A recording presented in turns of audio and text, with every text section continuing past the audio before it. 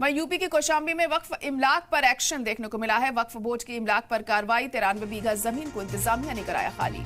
कब्जा मुक्त जमीन सरकारी खाते में दर्ज है। वक्फ इमलाक पर कब्रिस्तान मदरसे बने हैं। जांच के बाद इंतजामिया ने यह एक्शन लिया। तो बड़ी खबर इस वक्त आपको बता रहे हैं कि वक्फ की जमीन पर यहां पर एक्शन देखने को मिला है।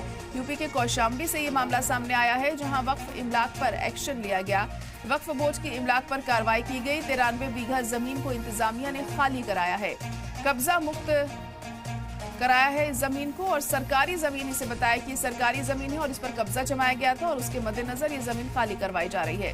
वक्फ इमलाक पर कब्रिस्तान मदरसे बने हैं और जांच के बाद इंतजामिया ने ये एक्शन लिया है, ऐसा कहा जा रहा है। तो कौशाम्बी में ये मामला सामने आया, जहां पर वक्फ की जमीन पर यह बड़ा एक्शन देखने को मिला है और इस जमीन पर कब्रिस्तान बने हैं, मदरसे बने हैं और अब उन्हें हटाने की कार्रवाई की जा रही है। कहा जा रहा है कि ये सरकारी जमीन है और गैर कानूनी तरीके से यहाँ पर इन्हें बनाया गया है।